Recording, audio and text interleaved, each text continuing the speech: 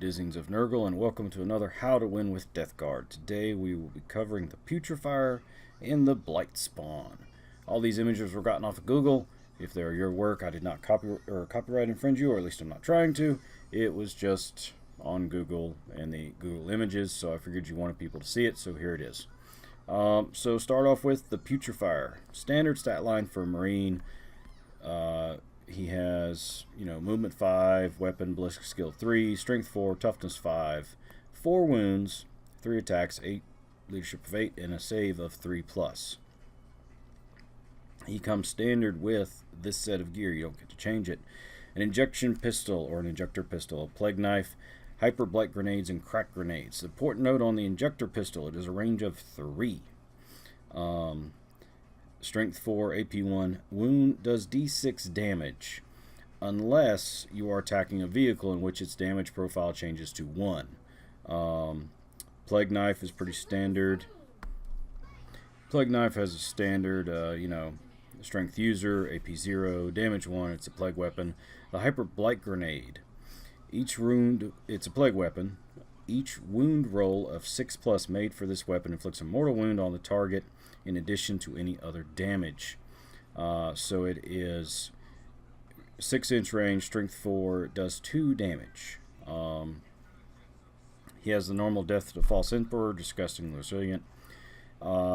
He explodes when he is destroyed, so on a 4-up, its racks of blight grenades explode, and each unit within 7 inches suffers 1 mortal wound unless it has the Nurgle keyword. So you run this guy up front with your units, because it doesn't matter if he dies, because everything that's got Nurgle in it isn't going to be affected by this, just the enemy.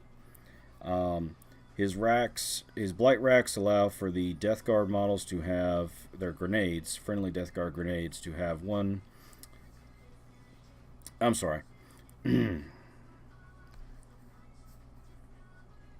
Increase the damage and strength of them by 1 while within 3 inches of that model. So you want him with your units. You want him up front with your Death Guard grenade guys so he can do some damage.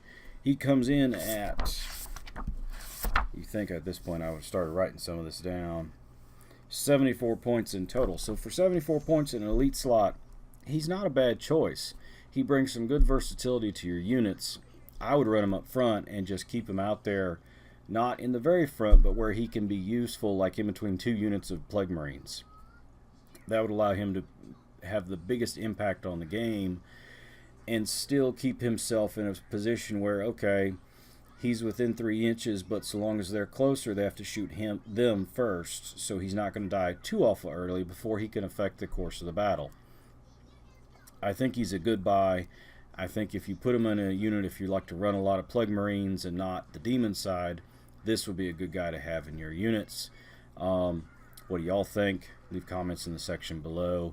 Next up is the Blightspawn. So the Blightspawn has the exact same stat line as the Putrifier. He comes with the basic equipment of a plague sprayer, blight grenades, and crack grenades. So he does not have a melee weapon, so you're not going to be hitting him over the head with farts. So that would be kind of funny if you could actually do that. His plague spewer or sprayer is 9-inch range, assault D6. Strength is 2d6, minus 3 AP, and 3 damage. Automatically hits. Roll to determine strength of this weapon after selecting the target, but before determining how many shots have been fired. That's an important thing to remember. His blight grenades are blight weapons. Strength 3, 1 damage. Crack grenades, strength 6, minus 1 AP, D3 damage. But he does have Unholy Death's Head, so that once per game you can throw the blight grenades at 2d6 for number of attacks. So you put this guy beside the bulbous Putrifier, and all those become strength 4, 2 damage apiece attacks. So you live the pipe dream of rolling 2d6, and you might have 12 strength 4, 2 damage apiece attacks. You throw that into a unit, you're going to kill a lot of it.